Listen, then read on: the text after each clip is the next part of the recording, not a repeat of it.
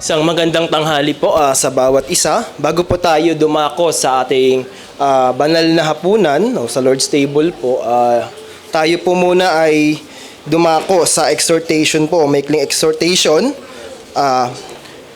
Kung kung pamilyar po kayo sa salitang formative male, ito po ay isang bagong diksyonaryo na idagdag sa taong 2025. So after pandemic ay maraming mga bagong salita ang naidagdag sa diksyonaryo. Then last year ay merong bago na naman. Ang salita po na ito ay yung formative male. So ang ganda ng definition ng Merriam-Webster dito, pag sinabing formative male, is a disparaging or dismissive term for a man who engaged insincerely in certain activities or behaviors to appear safe, sophisticated, feminist, and thus appeal to women. So, ang ibig sabihin, in short, yung performative male daw po ay isang uri ng lalaki o ng guy na kung saan ina-adapt niya yung certain personalities, traits, hobbies, interests, para ano? Para ma-attract yung isang kababaihan o yung grupo ng kababaihan. So, ibig sabihin, hindi talaga siya genuinely interesado sa mga bagay na iyon. Siya lang ay, gusto niya lang maging appealing sa paningin ng mga babae. And then, may mga example ito. Ito yung mga kalalakihan na mahilig magbasa publicly, may dalang libro na feminist. So, para makita ng mga tao na, uy, nagbabasa siya, reader siya. Sabihin, emotional, intelligent tao na yan. O kaya, ito yung mga tao na biglang naging mahilig sa matcha. Yung matcha latte, yung kulay green. So, bigla na naging mahilig sa ganun. O kaya, sila yung biglang mahilig, bigla nang may collection, bigla sila ng mga labubu keychain. Yung mga labubu, ayun yung maliliit na keychain na out of nowhere, bigla kang, itong tao na to, biglang ganito yung pormahan. Bigla siyang nagbabasa ng libro publicly. Bigla siyang nagmamatcha habang meron siyang earpods na wired. And the same time, may labubu keychain. Ang tawag po doon ay formative male. Now, sa case po natin, so napaungunahan na po tayo ni Deacon Wayne last time regarding sa hypocrisy o yung pagiging hipokrito ng mga Pariseyo sa kanilang pagbibigay. And this time, ganun din yung kaso ng mga Pariseyo sa pagdating naman sa panalangin. Pagdating sa panalangin, they are insincere. At the same time, ang nais lang nila, kaya sila nananalangin at nakatayo sila nananalangin sa Jerusalem, ay para ma-acknowledge sila ng mga tao sa paligid nila. So, bago po natin simulan yung ating teksto sa Matthew 6, ay magkaroon tayo ng review. So, matagal na din tayo nag-stop sa The Blessed Sermon o yung Sermon of the Mount sa chapter 5. Pero kung babalikan mo yung pinakauna ng Mateo sa chapter 3, anong sabi doon ni Juan? Pinamulan ni Juan o ni John the Baptist sa Matthew 3 verse 2, yung repent for the kingdom of heaven is at hand. Ano yung sinasabi ni Juan? Sinasabi niya na andyan na yung kingdom. So, ang pinipreach ni Juan ay yung about sa kingdom of heaven. Paparating na. So, sinasabi niya, ito yung kingdom sa heaven, and then paparating na at ito yung standard niya. And then pagdating ni Kristo sa Matthew 5, sinabi na ni Christ kung ano yung karakteristik ng mga kingdom citizen. Ito yung na-preach ko po sa exhortation last time. Ano yung mga karakteristik ng mga nasa loob o yung papasok sa kingdom na ito. Diyan sinabi yung, they are blessed are those who are poor in spirit. Ayan yun, sila yung mga tao na alam nila wala silang kakayahan iligtas sa sarili nila.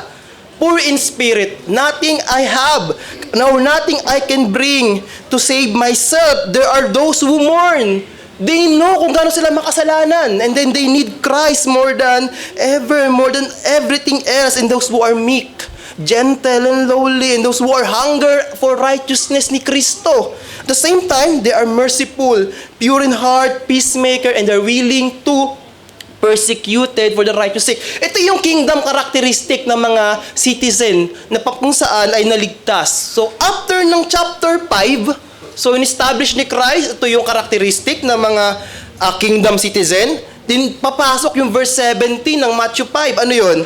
Do not think I have come to abolish the law or the prophets. I have not come to abolish them but to fulfill. Parang after ng characteristic, bilang sinabi ni Christ, yung Old Testament law. Anong connection nun? Sapagkat After ng characteristic, sasabihin ni Kristo, ito yung Old Testament law. Hindi ako naparito para wasakin to o i-abolish to. Andito ako para i-fulfill ito. Kasi i-expose ni Christ yung pag-practice ng mga Pariseo regarding sa Old Testament law na mali yung aplikasyon nyo. Tama yung ginagawa nyo, tama yung tradition nyo, pero mali yung pag-apply ninyo. At ayun yung papasok yung Matthew 6. Ano yung kingdom citizen na duties? At may pinili si Christ sa tatlong bagay. Giving, praying, and fasting. Sa lahat ng religious activity, ito yung pinakita ni Christ. Praying, giving, and fasting. Kaya samahan niyo po ako, kayo po ay magsipagtayo, basahin po natin ang ating teksto sa hapon na ito. In Matthew 6 verse 5 to 8, Matthew 6 verse 5 to 8, ayan yung gamitin ko po ang English Standard Version. Verse 5, and when you pray, you must not be like the hypocrites, for they love to stand and pray in the synagogues and at the street corners, that they may be seen by others. Truly, I say to you, they have received their reward. Verse 6, but when you pray, go into your room and shut the door and pray to your Father who is in secret. And your Father who sees in secret will reward you. Verse 7, and when you pray, do not heap up empty praises as the Gentiles do, for they think that they will be heard for their many words. Verse 8, do not be like them, for your Father knows what you need before you ask Him. So, maaaring po tayong magsiupo at salamat sa papuri sa Diyos sa pagbasa ng kanyang salita. At tayo po panandali ang manalangin. Aming Diyos, banal at banal, dakila sa lahat. Panginoon, kami nagpapakumbaba sa tanghali na ito na kung wala ang iyong gabay at pagkilos ng banal na spirito ay wala kaming kayang unawain sa iyong salita. Kami lamang, Panginoon, ay tulad lamang ng Pariseo na maraming sinasabi pero, Panginoon, ay empty, vain repetition, meaningless, Panginoon. Muli, O Diyos, kaawaan mo kami. Muli, gamitin mo ako at gamitin mo ang bawat sa amin, Panginoon, upang unawain ang salita na ito. At muli, Panginoon, nawawala ibang may taas, Panginoon, sa buong maghapon na ito, kung hindi ikaw lamang, Panginoong Jesucristo. Ito ang aming panalangin sa pangalan ni Jesus. Amen at amen. Again, may tatlong binanggit ang Panginoong Jesucristo na kung saan ay normal o duties ng mga kingdom citizen. Una yung giving, prayer, and fasting. So last week, nasabi ko kanina, ay pinangunahan tayo ni Deacon Wayne regarding sa hypocrisy ng pagpapractice ng pagbibigay ng mga Pariseo. And ngayon, pupunta tayo sa prayer. Pero gusto ko makita ninyo na sa tatlong ito, mas nag-emphasize ang Panginoon pagdating sa panalangin. Kaya may dalawa tayong serye about sa prayer. And then same time is in-expound pa to ni Christ. Ito yung pattern ng panalangin which is next week. And then pangatlo is fasting. So again, hindi mali yung pagpapanalangin. Hindi mali yung ginagawa ng Pariseo na oras ng panalangin nila. Ang mali yung application nila. So sinabi sa scripture ay may tatlong time na kung saan na-mention kailan sila nananalangin. Sila ay nananalangin every third hour, 6th hour and 9th hour. Yung 3rd hour, ito yung na-receive ng mga apostle, normally, yung banal na spirito. Ayan yung makikita natin sa Acts 2 verse 15. Yung 6th hour, ito yung si Peter ay nanalangin sa roof. Then marami siya ng vision na mga unclean na meat. And then sabi ng Panginoon, hindi unclean kasi pinabanal na ng Panginoon. And the same time is tapos na yung sa Old Testament. Si Christ na yung sacrifice. And then the same time, yung 9 hour is ito naman yung pumasok sila sa temple to pray. Yung makikita natin sa Acts 3 verse 1. Now, hindi yung 3rd hour and 6th hour, 9th hour, ito ay Jewish custom po. Hindi ito nagkataon lang o trip lang nila mag-pray ngayong oras na ito. Kasi makikita natin to sa Old Testament. Kung pupuntahan natin yung Daniel 6:10, Daniel 6:10, ito yung sabi doon, Daniel always pray to God 3 times every day. 3 times. 3 times every day, he bowed down on his knees to pray and praise God. Ang ibig sabihin, hindi mali yung ginagawa nila. Jewish custom yun. From Old Testament hanggang New Testament, ginagawa nila yun. Kasi ginagawa na yun before pa. So walang mali sa pagiging pananalangin o yun sa ginagawa nila. Pero sa verse 5, sinabi ng Panginoon, don't do it this way. Huwag kayong manalangin tulad ng ganito. Sino yun? tulad ng mga Pariseyo. Sa verse 5, sinabi ng Panginoon, huwag kayong manalangin tulad nito. Pagdating mo ng verse 6, ganito kayo dapat manalangin. So verse 5, and when you pray, you must not be like the hypocrites.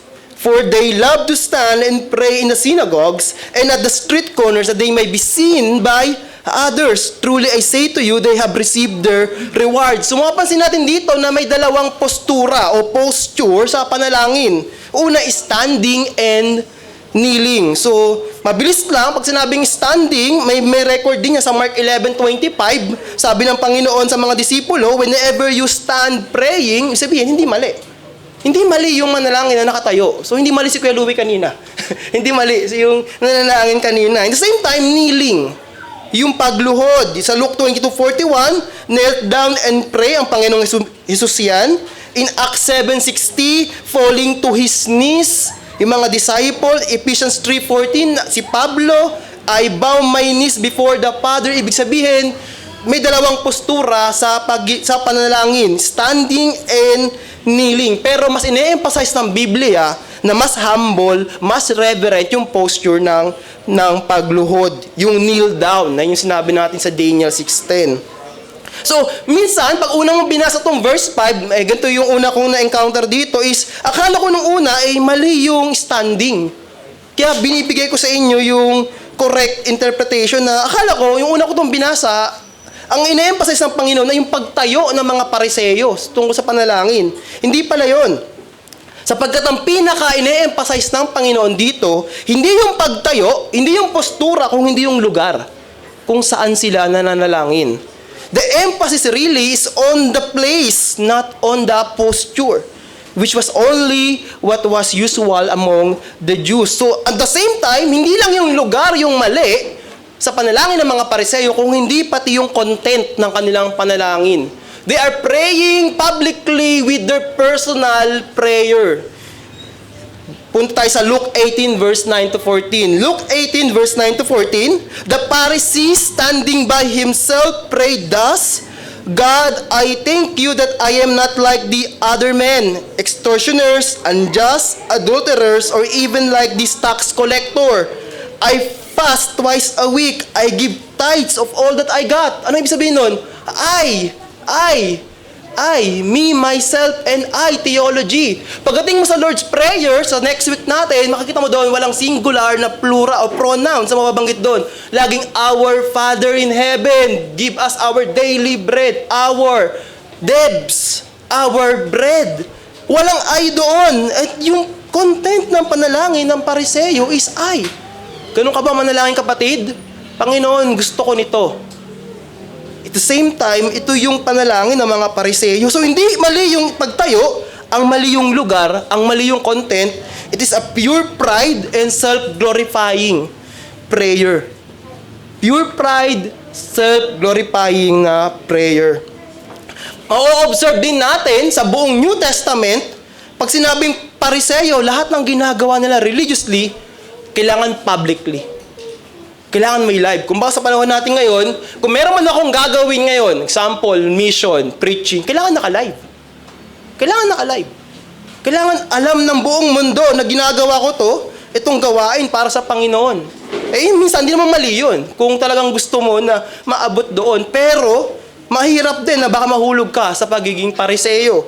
Na gusto mo lamang yung commendation ng mga tao. Bakit nila ginagawa yung mga religious activity nila publicly? Simple lang, because their goal is to be commended by people. Gusto nilang manotice, self-glorification. O kaya tinatawag natin na vain glory. So kapag may opportunity para sila yung manalangin sa Jerusalem, pupunta sila. Not to know the will of God, kung hindi para manotice sila ng mga tao. So, ganun kabigat yung panalangin ng mga Pariseyo. Ganun kabigat sa paningin ng Panginoon. They love the inward display. Gusto nila yun. So, they choose this place, synagogues, temple, street corners. Anong sabi sa verse 5b? After verse 5, sa dulo, that they may be seen of men. Ayun yung goal nila. That they may be seen of men. Para makita. Para makita ko ng mga tao. So Those who pray for the sake of their personal glory have received their reward. Yan yung sabi ng Panginoon. Na-receive na nila reward nila. Anong reward? Recognition. Applause by men. Makita ng mga tao yung religiosity nila. Yun na yung reward nila.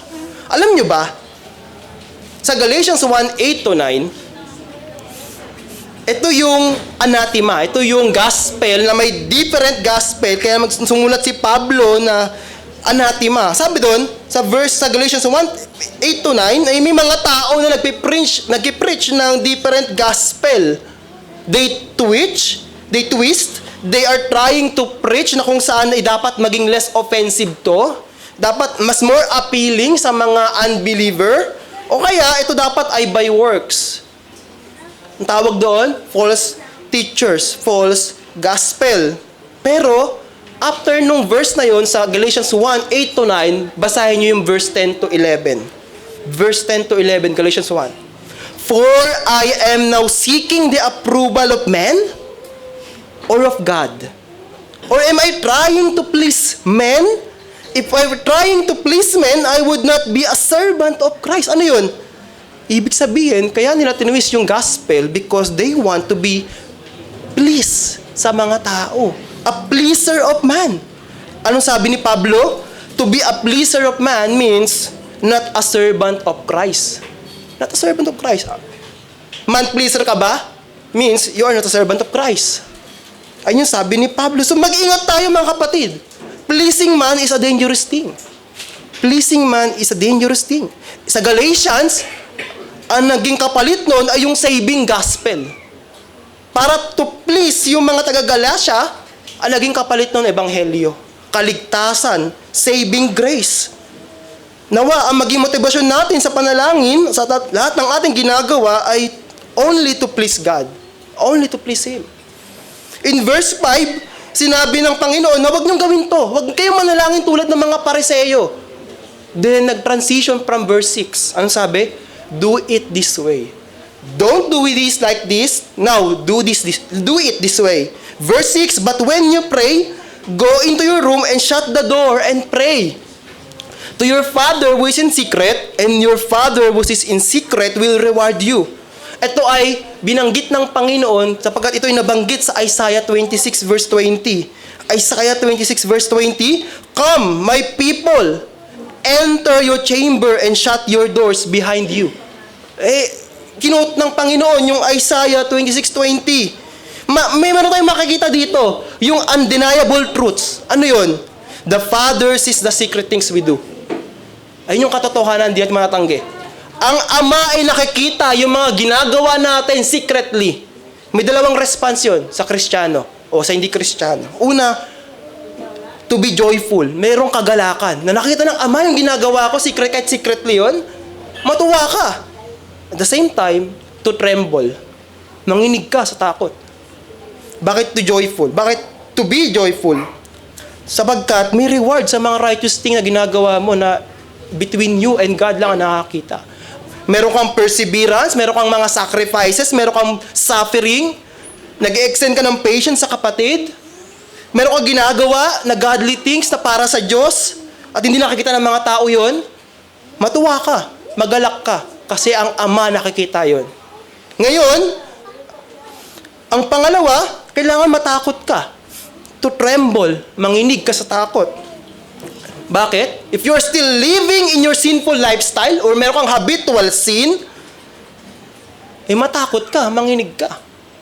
Tandaan natin na what we do in private, God will expose it publicly.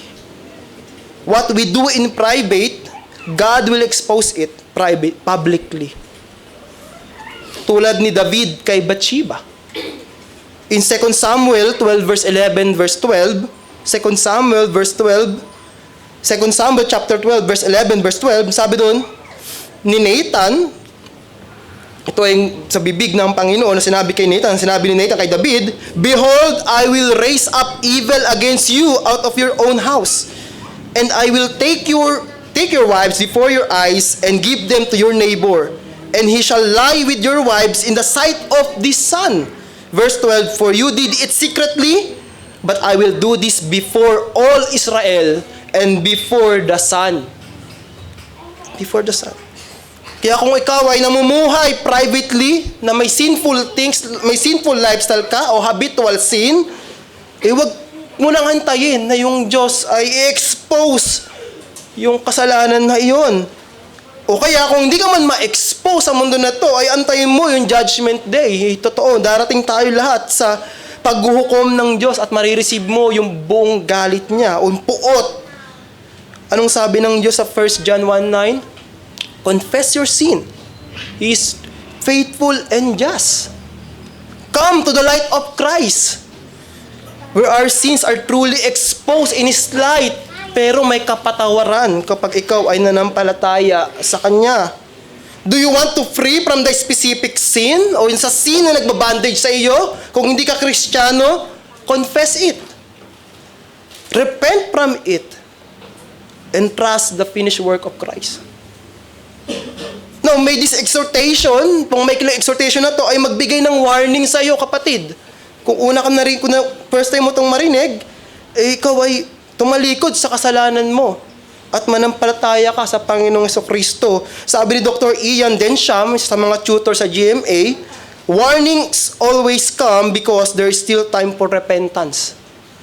Warnings are of no value if the day of grace has passed. Yung mga warnings tulad ng mga preaching na ito ay maaari mo pang mapakinggan sa sunod na araw. Pero kapag natapos na yung grasya ng Panginoon, sinarado na yung pintuan ng arko, akala ng mga tao, ang pinakanakakatakot sa Noah's Ark, sa story na yon ay yung paglabas ng tubig. Hindi po. Ang pinakanakakatakot sa Noah's Ark na story ay yung nagsarado na yung pinto. Ibig sabihin nun, yung grasya ng Diyos, tapos na yung pagbibigay sa inyo ng warning. At ito na yung judgment nyo. So balik tayo sa context, kung yung question ba natin ay paano ba maging effective yung panalangin ko at hindi ako maging katulad ng mga Pariseyo na more on, for commendation ng tao. Be righteous and live righteously. Sabi sa James 5 verse 16, confess your sins to one another and pray for one another that you may be healed. Ayun yun, kung may kasalanan ka, i-confess mo. The prayer of a righteous person has a great power as it is working. Bago ka manalangin is, humingi ka muna ng kapatawaran sa Diyos. Kung ikaw ay nagkasala sa iyong kapatid, humingi ka ng kapatawaran sa iyong kapatid. Kung meron kang pinaglalabanan na kasalanan, humingi ka ng panalangin sa mga kapatid. Mapapansin natin from verse 5, don't do this. Verse 6, do this. Pagdating mo ng verse 6, nag-transition uli. From act of praying, and ngayon yung substance na ng praying. Pag verse 6, in-indicate ng Panginoon, ito yung action. Ito dapat pag nanalangin ka. Ngayon, pagdating mo ng verse 7, ano yung substance? Ano ba yung nilalaman ng panalangin na pinakikinggan ng Diyos? Verse 7, and when you pray, do not heap up empty praises as the Gentiles do, for they think that they will be heard for their many words. Sa NASB, ginamit dun yung meaningless repetition. Sa King James, vain repetition. Sa Greek, ang ibig sabihin ng punong to stutter, stuttering. In short, merong speech disorder. So, pamilya kasi mga may speech disorder, yung hindi nila mabigkas ng maayos yung salita. Sa paningin ni Jesucristo, yung mga Pariseyo na mahaba yung panalangin, nag-i-stutter sila. They are stuttering. At akala ng mga Pariseyo, porket mahaba yung panalangin nila, ay nakikinig ang Diyos sa kanila. At ganun din yung mga tao nakakita sa kanila. Mahaba siya manalangin, pinakikinggan siya ng Diyos. Sa tingin ni Kristo, they are meaningless repetition. Paulit-ulit. In Mark 7:32, merong na-encounter ang Panginoon at mga disipulo na bingit at pipe. The same Greek word is relation doon sa Greek noon ng meaningless repetition. So sa paningin niya, they are speech disorder. Speech disorder. Pero yung panalangin ng mga Pariseyo ay hindi tinatanggap ng Diyos. But their prayer is not acceptable to God. So ano yung pinakapunto? Ang punto ko lang ngayon ito. This shows that some prayers are not acceptable to God while the others are acceptable and pleasing to Him. So, pinakita dito na may mga panalangin na hindi tinatanggap at may mga panalangin na tinatanggap ng Panginoon at nakakalugod sa Ama. Panalangin na tinatanggap at panalangin na hindi tinatanggap. Kaya ang ating mensahe po sa exhortation na ito ay, the prayer that God accepts is prayer that flows from a sincere heart and is offered in and with the help of the Spirit. Sa Tagalog, ang panalangin tinatanggap ng Diyos ay yaong nagmumula sa taos-pusong puso at inaalay sa tulong at gawa ng Espiritu or banal na Espiritu. So, dalawa lang po yung puntos natin sa tanghali na ito. Una is pray with a sincere heart. And pangalawa is pray in and with the Spirit. Pray with a sincere heart at pray in and with the Spirit. Una, pray with a sincere heart. Pray with a sincere heart. Ibig sabihin, manalangin na nagmumula sa puso. When we pray from the heart, it must be sincere. Sabi sa Luke 18 verse 13. Yung balik tayo dun sa story ng tax collector at Pharisee. Anong sabi doon? Yung tax collector, standing far off. So may Pariseo, ito yung kanina sinabi ko kanina na, Lord, ito yung mga ginagawa ko sa pangalan mo. I fast twice a week, I give tithe, I pray, I am more than sa tax collector. Ngayon, pumunta tayo sa tax collector. Ano ba yung itsura ng tax collector? Sabi sa verse 13, standing far off. Ibig sabihin, malayo siya dun sa templo, malayo siya dun sa may altar. Would not even lift up his eyes to heaven. Hindi man lang siya makatingala sa langit. Anong resulta? Sabi sa verse 14, sabi ng Panginoong Jesucristo, justified. Yung umuwing justified ay yung tax collector. At the same time, yung Biblia rin ay nagpapakita sa atin na si David mismo ay dinescribe ng Bible a man after God's own heart. A man after God's own heart. And David speaks specifically about praying with sincere heart.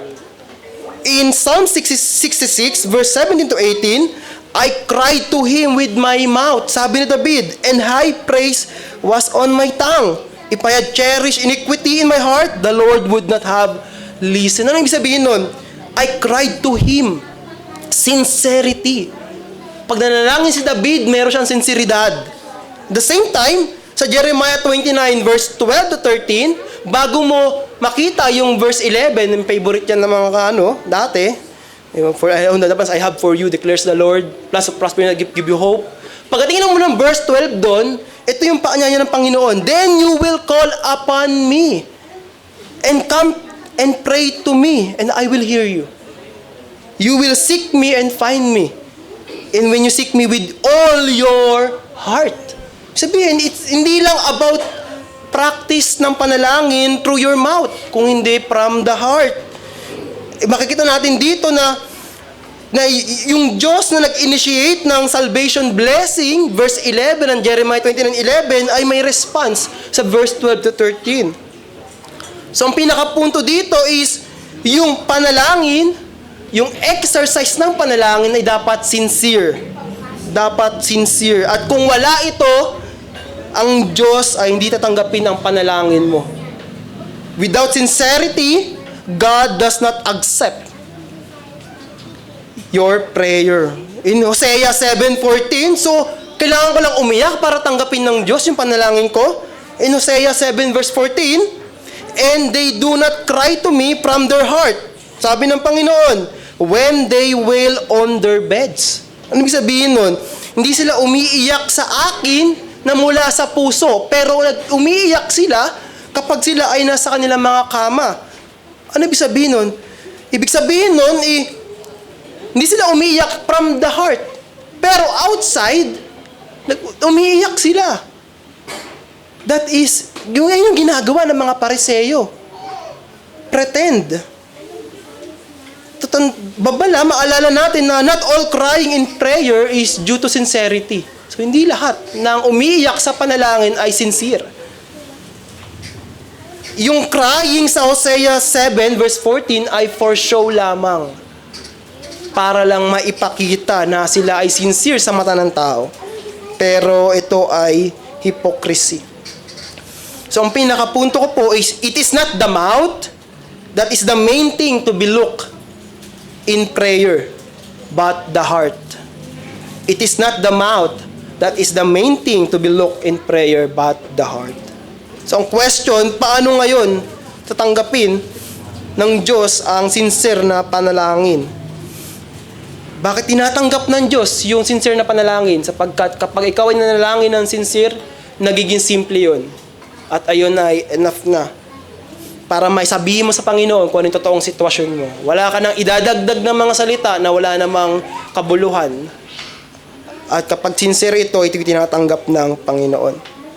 At yung sinseridad ng panalangin, ito ay equivalent nung pagpapanalangin doon sa corner, sa secret room, na ikaw lang at ang Diyos ang nakakakita.